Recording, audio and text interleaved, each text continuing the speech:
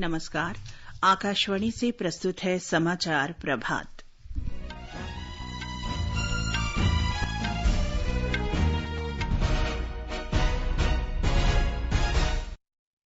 प्रधानमंत्री नरेंद्र मोदी आज मलयालम दैनिक मातृभूमि के शताब्दी वर्ष समारोहों का उद्घाटन करेंगे। केंद्रीय स्वास्थ्य मंत्री डॉक्टर मनसुख मांडविया ने कहा कि भारत की रणनीतियों से अन्य देशों की तुलना में ओमिक्रॉन संक्रमण का बेहतर प्रबंधन संभव हुआ। अब तक 12 से 14 वर्ष आयु वर्ग के 8,21,000 से अधिक किशोरों को वैक्सीन की पहली डोज लगाई गई। भारत और इंडोनेशिया के बीच दूसरी सुरक्षा वार्ता जकार्ता में हुई। आतंकवाद, साइबर और समुद्री सुरक्षा से संबंधित मुद्दों की समीक्षा की गई। भारत और जापान के बीच 14वां वार्षिक शिखर सम्मेलन कल। गृह मंत्रालय ने बंगाल की खाड़ी में चक्रवात को देखते हुए तैयारियों की समीक्षा की। रंगों का त्योहार होली देश भर में हर्षोल्लास से मनाया जा रहा है और ऑल इंग्लैंड बैडमिंटन चैंपियनशिप के पुरुष सिंगल्स क्वार्टर फाइनल में लक्ष्य सेन का मुकाबला चीन के लू गुआंगझू से होगा।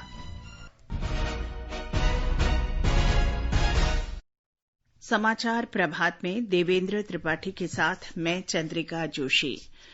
कोविड से सुरक्षित रहने के लिए आपसे अपील है कि कृपया इन सरल उपायों का पालन अवश्य करें।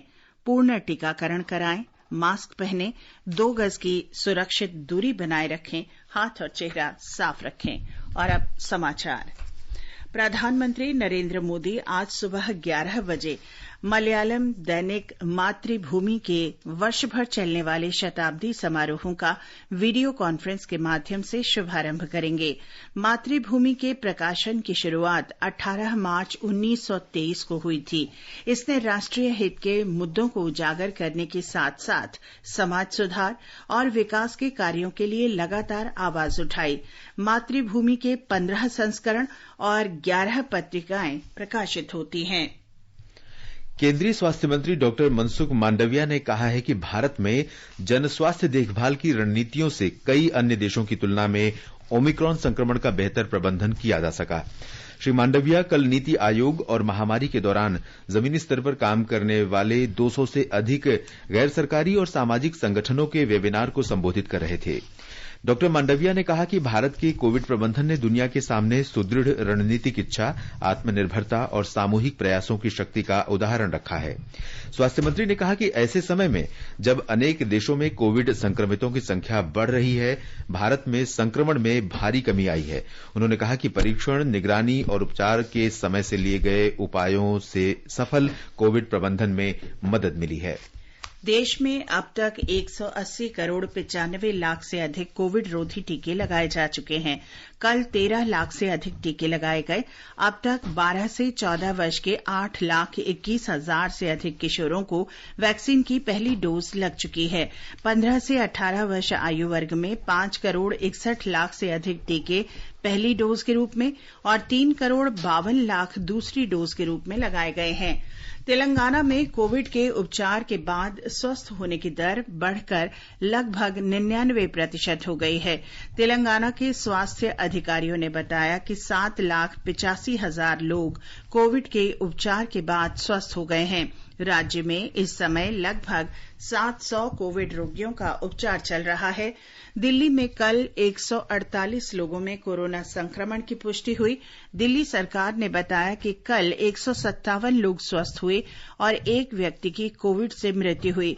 दिल्ली में इस समय 600 से अधिक कोरोना संक्रमितों का उपचार चल रहा है। केंद्रीय गृहमंत्री अमित शाह जम्मू कश्मीर के दौरे पर जाएंगे, जहां वे सीआरपीएफ के स्थापना दिवस कार्यक्रम में मुख्य अतिथि के रूप में शामिल होंगे। गृहमंत्री जम्मू में कल केंद्रीय रिजर्व पुलिस बल के 83वें स्थापना दिवस कार्यक्रम में हिस्सा लेंगे। ये पहला अवसर है जब सीआरपीएफ राष्ट्रीय राजधानी दिल्ली के बाहर अपना स्थापना दिवस मना रहा है। सूत्रों के अनुसार गृहमंत्री अमरनाथ यात्रा और प्रस्तावित विधानसभा चुनाव से पहले वहां सुरक्षा स्थिति की समीक्षा करेंगे। पिछले 5 महीनों में श्री शाह की जम्मू की यह दूसरी यात्रा है।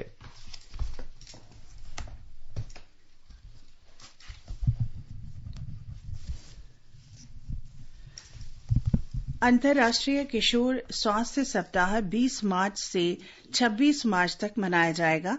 इस दौरान स्वास्थ्य कर्मियों, नीति निर्धारकों, प्रशासकों, समाचार माध्यमों, किशोरों और उनके समुदाय को स्वास्थ्य संबंधी जानकारी उपलब्ध कराई जाएगी ताकि वे अपनी किशोर अवस्था को सफल बना सकें। इस सप्ताह का विषय है परिवर्तन। इसका उद्देश्य किशोरों को स्वयं उनके स्वास्थ्य और विकास के बारे में जागरूक बनाना तथा इस बारे में स्वयं निर्णय लेने में मदद करना है। ये समाचार आकाशवाणी से प्रसारित किए जा रहे हैं। मामा, हाँ गुड्डी, आप नाना जी से इतना डरते क्यों? मैं सवाल ही नहीं। पापा जी, पापा 10,000 रुपए अभी? हाँ, अभी बैंक जाकर भेजता हूँ। डर गए ना? इस डर को और बढ़ाते हैं। मतलब? आज तो संडे है। बाप रे, अब क्या होगा? रिलैक्स, बैंक बंद है, बैंकिंग सर्विसेज नहीं। ये मिलेंगी डेली 24 घंटे। कैसे? अब बैंकिंग है आसान, डिजिटल बैंकिंग। सिर्फ एक उंगली का है काम। बताओ कैसे भेजे? NEFT, IMPS, UPI कोई भी? लो मामा, हो गया। भाई वाह, फाइनेंशियल ट्रांजैक्शंस कहीं भी कभी भी। अब मैं भी बनूंगा डिजिटल, फिर नो डैड। अरे नाना जी, आप यहाँ? पापा गुड्डी, तुम भी ना। RBI कहता है, डिजिटल चुनो सुरक्षा के साथ।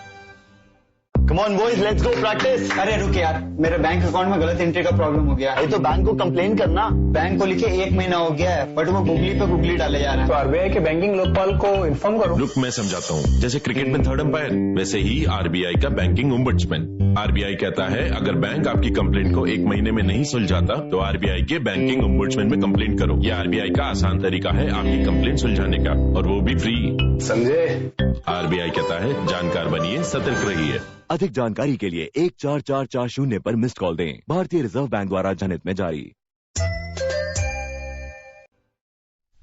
अंतर्राष्ट्रीय किशोर स्वास्थ्य सप्ताह के अंतर्गत आकाशवाणी समाचार से विशेष बातचीत में विश्व स्वास्थ्य संगठन से संबद्ध किशोर स्वास्थ्य केंद्र के डॉक्टर हरीश पेमदे ने अंतर्राष्ट्रीय किशोर स्वास्थ्य सप्ताह के महत्व का उल्लेख किया।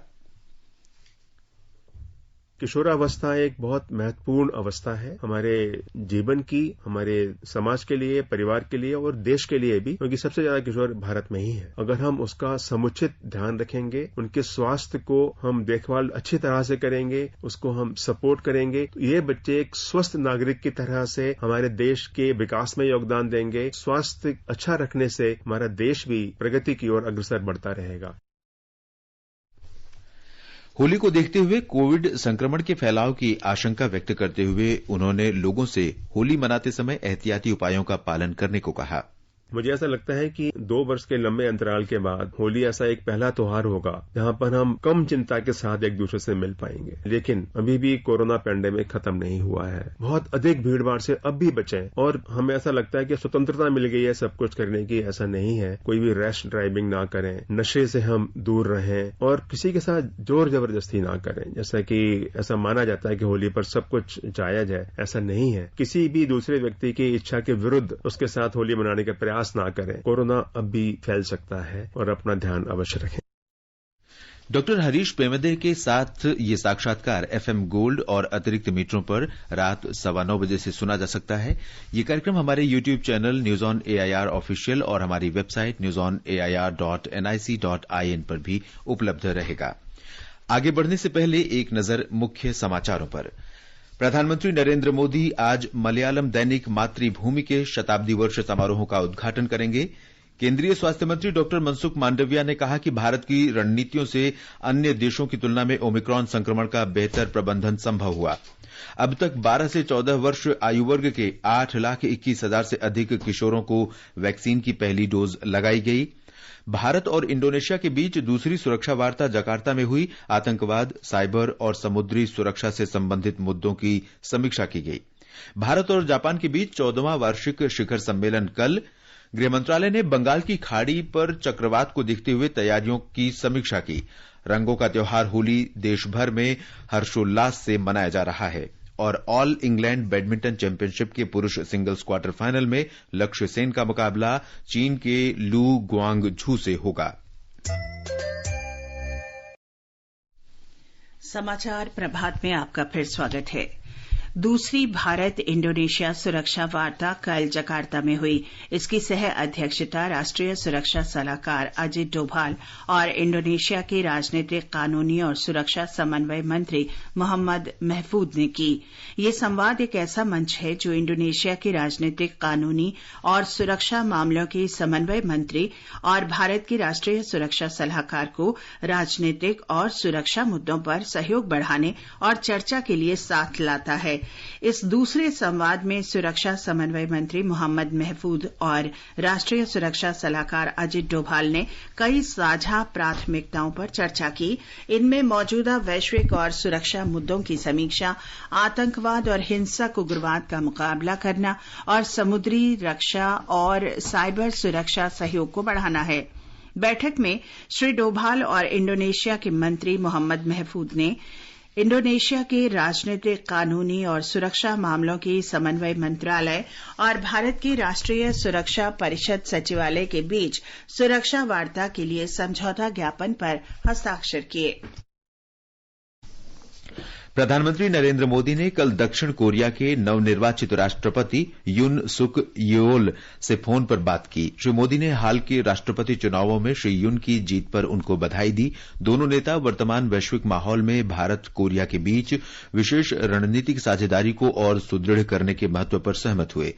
दोनों ने आपसी सहयोग को गति प्रदान करने के लिए विभिन्न क्षेत्रों पर चर्चा की और इसे प्राप्त करने के लिए मिलकर काम करने की सहमति जताई। दोनों नेताओं ने अगले वर्ष भारत और दक्षिण कोरिया के बीच राजनयिक संबंधों के 50 वर्ष पूरे होने के समारोह को मिलकर मनाने की इच्छा व्यक्त की। प्रधानमंत्री मोदी ने श्री यून को भारत यात्रा का आमंत्रण भी दिया।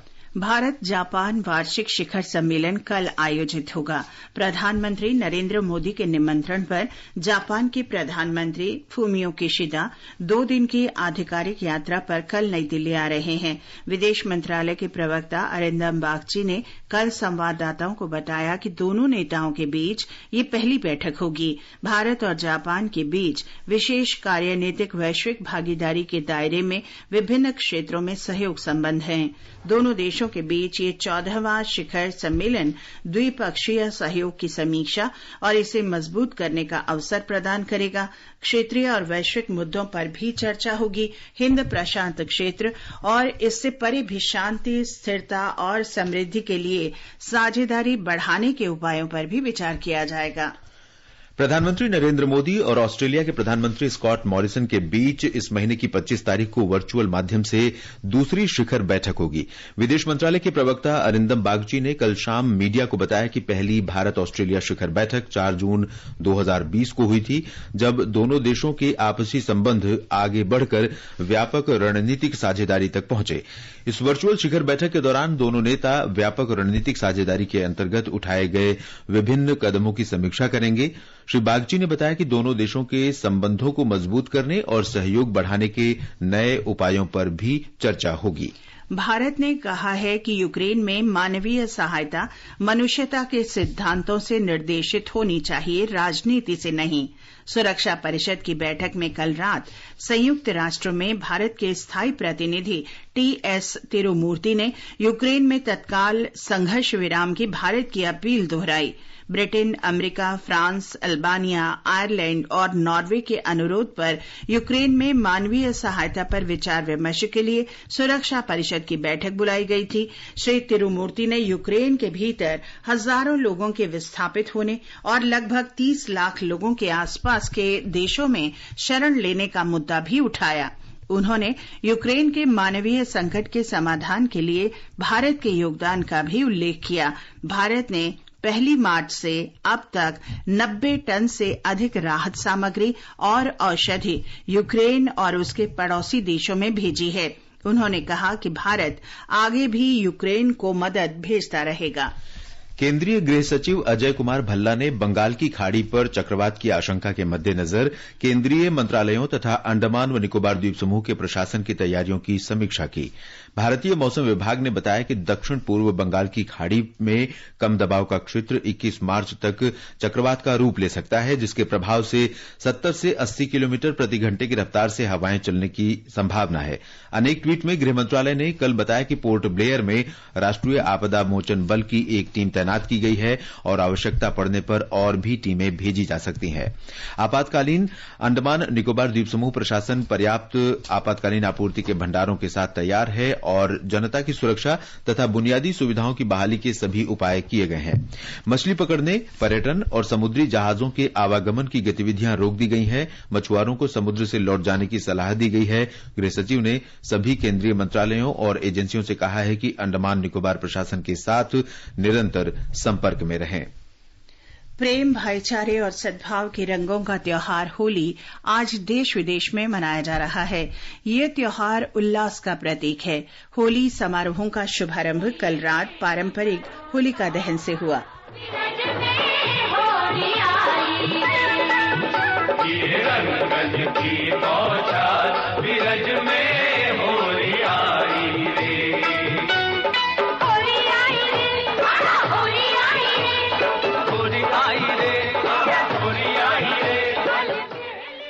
कोविड संक्रमण के दौर को देखते हुए स्वास्थ्य विशेषज्ञों ने होली मनाते समय एहतियाती उपायों का पालन करने को कहा है। राष्ट्रपति रामनाथ कोविंद, उपराष्ट्रपति एम वेंकैया नायडू और प्रधानमंत्री नरेंद्र मोदी ने होली की बधाई दी है। राष्ट्रपति ने अपने संदेश में कहा कि रंगों का ये त्योहार लोगों के जीवन में आनंद और उल्लास लेकर आए। श्री कोविंद ने प्रत्येक के जीवन में सकारात्मक ऊर्जा और राष्ट्र निर्माण की भावना सुदृढ़ होने की कामना की है। उपराष्ट्रपति ने अपने संदेश में कहा कि होली शांति, समृद्धि, खुशहाली तथा प्रेम और भाईचारे को प्रगाढ़ करने का त्योहार है।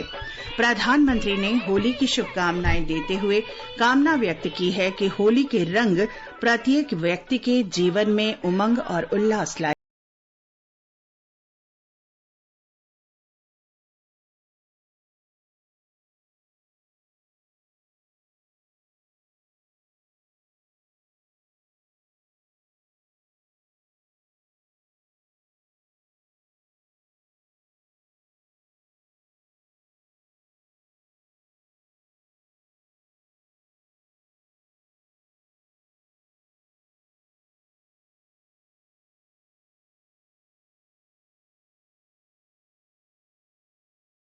त्योहार उमंग और उत्साह के साथ मनाया जा रहा है।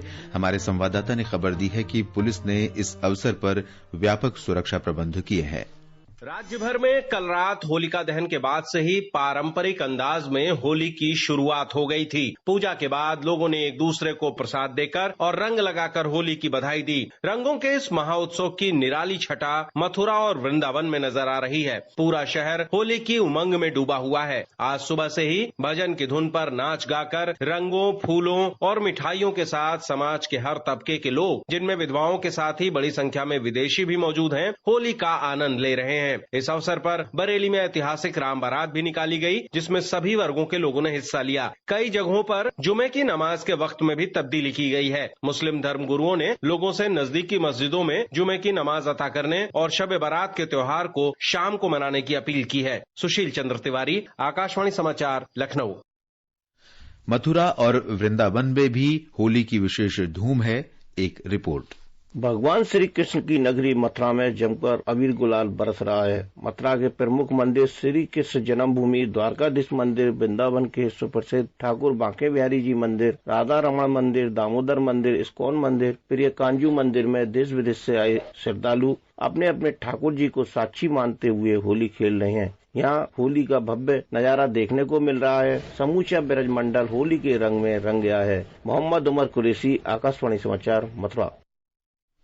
इस बीच उत्तर प्रदेश सरकार ने पिछले कुछ सप्ताह से कोरोना संक्रमितों की संख्या में भारी कमी को देखते हुए सभी कोविड प्रतिबंध हटा लेने का फैसला किया है।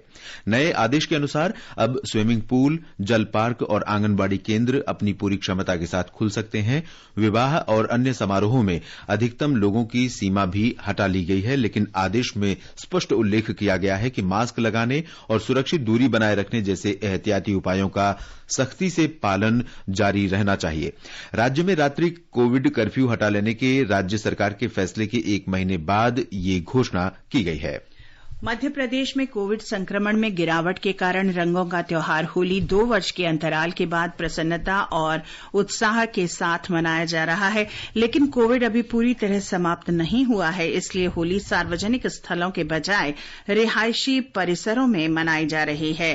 राज्यपाल मंगूभाई पटेल और मुख्यमंत्री शिवराज सिंह चौहान ने लोगों को होली की शुभकामनाएं दी हैं। महाराष्ट्र में कोविड संक्रमण में उल्लेखनीय गिरावट के बाद होली का त्योहार धूमधाम और उत्साह के साथ मनाया जा रहा है।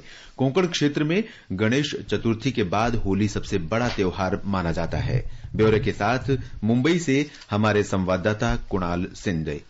पिछले 2 सालों से कोरोना महामारी की वजह से महाराष्ट्र में होली का उत्सव पारंपरिक हर्षोल्लास के साथ नहीं मनाया गया, लेकिन इस साल कोरोना केसेस की संख्या में जबरदस्त कमी आने के कारण सरकार ने भी कोविड निर्बंधों में काफी ढील दी है। बृहन मुंबई क्षेत्र में पुलिस उपायुक्त ने 5 से अधिक संख्या में लोगों के जमा होने पर पाबंदी लगा दी है और ये 8 अप्रैल तक जारी रहेगी। इस नियम के अनुसार लोगों का जमावड़ा, मोर्चे, बैंड या पटाखों का उपयोग, इस पर भी पूरी तरह से पाबंदी है, मगर विवाह, अंत्यविधि, कंपनी या सोसाइटी की सभा, इनको मनाई आदेश से छूट दी गई है। सिनेमाघर, कंपनी और कारखाने, नाट्यगृह, इनको भी छूट है। कई संगठनों ने जबरदस्त विरोध करने के बाद निर्बंधों में ढील दी गई है।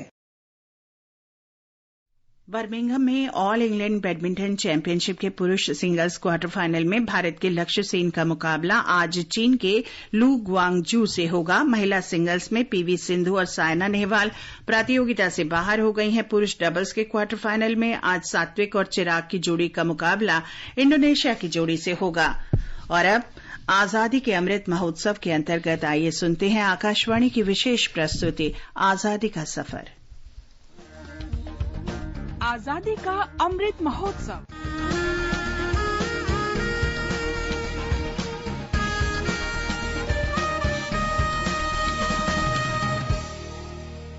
आजादी का सफर आकाशवाणी समाचार के साथ एक राष्ट्र का उदय। भारत का गौरवशाली स्वतंत्रता संग्राम आधुनिक विश्व के महानतम संघर्षों में से एक है। आकाशवाणी समाचार प्रत्येक दिन आपके लिए इस महान संघर्ष गाथा की एक झलक प्रस्तुत करता है।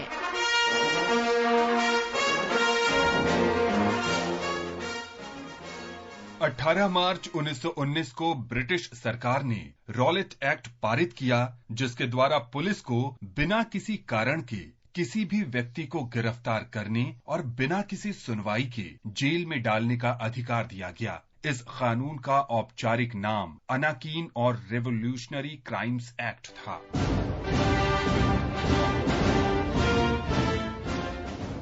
इस कानून से औपनिवेशिक प्रशासन को व्यापक अधिकार मिल गया। राष्ट्रवादी गतिविधियों में शामिल होने के संदेह में किसी को भी बिना किसी सुनवाई के 2 वर्ष के लिए जेल में डाला जा सकता था।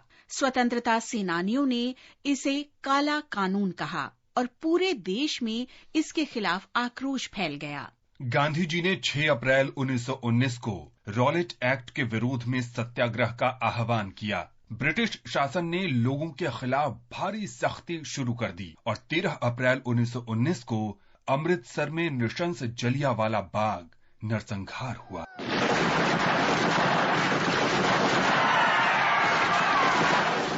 रॉलेट एक्ट से भड़की हिंसा और खून खराबे ने महात्मा गांधी को स्वतंत्रता संग्राम के भंवर में डाल दिया। गांधी जी ने भारत के स्वतंत्रता संग्राम का एक नया अध्याय खोलते हुए 1920 में असहयोग आंदोलन की शुरुआत।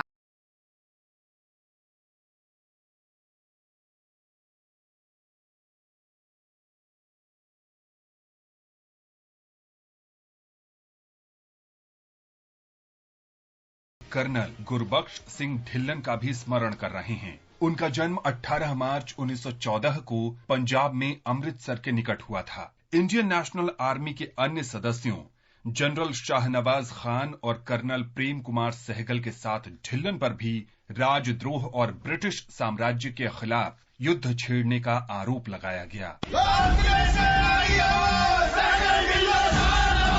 ढिल्लन फरवरी 1942 में जापान के हाथों सिंगापुर की पराजय के बाद इंडियन नेशनल आर्मी में शामिल हुए थे। 1944 में जब नेताजी सुभाष चंद्र बोस ने आजाद हिंद फौज की कमान संभाली, ढिल्लन को नेहरू ब्रिगेड का कमांडर बनाया गया। उन्हें बर्मा में इरावदी नदी के निगरानी और सुरक्षा की जिम्मेदारी सौंपी गई। 12 फरवरी 1945 को इरावदी के पास तैनात INA के जवानों पर विमान से बमबारी की गई। भीषण बमबारी और हमले के बावजूद INA इरावदी पर नियंत्रण बनाए रखने में कामयाब रही। ब्रिटिश सेना ने दूसरा हमला मोटर बोट के जरिए न्यांगू पर किया। इस हमले को भी नाकाम कर दिया गया। लेकिन लगातार किए जा रहे हमलों के कारण INA बहुत लंबे समय तक टिकी नहीं रह पाई और ढिल्लन को पागन तक हटना पड़ा। ढिल्लन को फिर से मित्र राष्ट्रों की सेना को कयाओक पांडोंग तक बढ़ने से रोकने की जिम्मेदारी दी गई। ढिल्लन और उनके सैनिकों ने ब्रिटिश हमलों का डटकर मुकाबला किया, लेकिन अप्रैल 1945 में ब्रिटिश टैंकों और बख्तरबंद गाड़ियों के भीषण हमलों के बीच INA को मागवी तक लौटना पड़ा।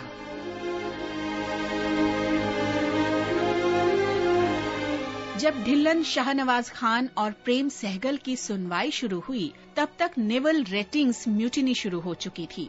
जिस सशस्त्र सेना का इस्तेमाल ब्रिटिश सरकार भारत पर अपना आधिपत्य लागू करने के लिए करती रही थी, वही सेना अब उसके खिलाफ हो गई थी। लंबे समय तक चले मुकदमे में 4 जनवरी 1946 को ढिल्लन को शाहनवाज और प्रेम सहगल के साथ रिहा कर दिया गया।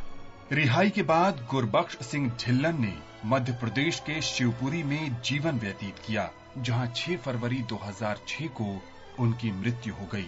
इस महान राष्ट्रवादी को हमारा शत शत नमन। भेंट तुम्हारी ये जीवन हो, मर मिटने के लिए मगन हो। आज हम स्वतंत्रता सेनानी कुंजीलाल दुबे को भी स्मरण कर रहे हैं, जिनका जन्म 18 मार्च 1896 को मध्य प्रदेश के नरसिंहपुर जिले में हुआ था। कुंजीलाल इलाहाबाद विश्वविद्यालय में पढ़ाई के समय से ही मदन मोहन मालवीय और NC केलकर जैसे स्वतंत्रता सेनानियों से प्रभावित थे। कुंजीलाल 1937 में ऑल इंडिया कांग्रेस कमेटी के सदस्य बने और 1939 में कांग्रेस के त्रिपुरी सत्र के दौरान स्वागत समिति के सचिव रहे। 1941 में उन्हें महात्मा गांधी ने सत्याग्रह के लिए चुना, लेकिन पुलिस ने उन्हें हिरासत में लेकर लगभग 1 वर्ष के कारावास की सजा दी। 1942 में रिहाई के बाद उन्होंने भारत छोड़ो आंदोलन में भाग लिया और फिर उन्हें जेल जाना पड़ा। इस बार 2 वर्ष की जेल की सजा हुई।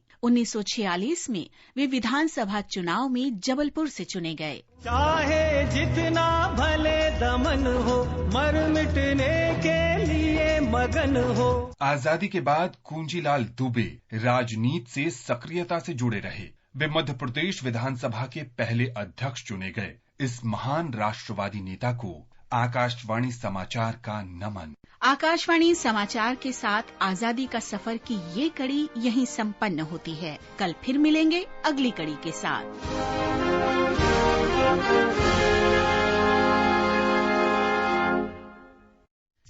और देवेंद्र, अब बताएं आज के समाचार पत्रों में क्या विशेष है। जी चंद्रिका, प्रधानमंत्री ने कल सिविल सेवा के प्रशिक्षु अधिकारियों से चुनौतियां स्वीकार करने का आह्वान किया। इसे राष्ट्रीय सहारा में बड़े अक्षरों से लिखा गया है। पीएम ने कहा, कंफर्ट जोन से बचें अफसर, आपको नंबर के लिए नहीं बल्कि लोगों की जिंदगी के लिए काम करना है, तभी देश प्रगति करेगा। जनसत्ता की खबर है, 2 साल बाद दिल्ली का निजामुद्दीन मरकज फिर से खोला गया। सभी अखबारों ने होली की शुभकामनाएं देते हुए विशेष आलेख दिए हैं। दैनिक भास्कर ने ब्रिजमंडल में होलिका पूजन के बाद की परंपराओं को चित्र सहित दिया है। हिंदुस्तान ने परंपराओं में छिपा हुलियारी उल्लास शीर्षक से रंग पर्व पर ब्रिज क्षेत्र के बरसाना, मथुरा, वृंदावन के साथ समूचे उत्तर प्रदेश, हरियाणा, उत्तराखंड और झारखंड तथा बिहार में होली के गूंजते गीतों पर विस्तार से जानकारी दी है। अखबारों ने यह भी लिखा है, पिछले 2 वर्षों के मुकाबले सामान की बिक्री बढ़ने से दुकानदारों के चेहरे खिले। उधर होली में घर पहुंचने के लिए रेल यात्रा के लिए उमड़ी भीड़। और अंत में मुख्य समाचार एक बार फिर। प्रधानमंत्री नरेंद्र मोदी आज मलयालम दैनिक मातृभूमि के शताब्दी वर्ष समारोहों का उद्घाटन करेंगे। केंद्रीय स्वास्थ्य मंत्री मनसुख मांडविया ने कहा, भारत की रणनीतियों से अन्य देशों की तुलना में ओमिक्रॉन संक्रमण का बेहतर प्रबंधन संभव हुआ। अब तक 12 से 14 वर्ष आयु वर्ग के 8,21,000 से अधिक किशोरों को वैक्सीन की पहली डोज लगाई गई। भारत और इंडोनेशिया के बीच दूसरी सुरक्षा वार्ता जकार्ता में हुई। भारत और जापान के बीच 14वां वार्षिक शिखर सम्मेलन कल। गृह मंत्रालय ने बंगाल की खाड़ी में चक्रवात को देखते हुए तैयारियों की समीक्षा की। रंगों का त्योहार होली देश भर में हर्षोल्लास के साथ मनाया जा रहा है। इसके साथ ही समाचार प्रभात का ये अंक समाप्त हुआ। नमस्कार।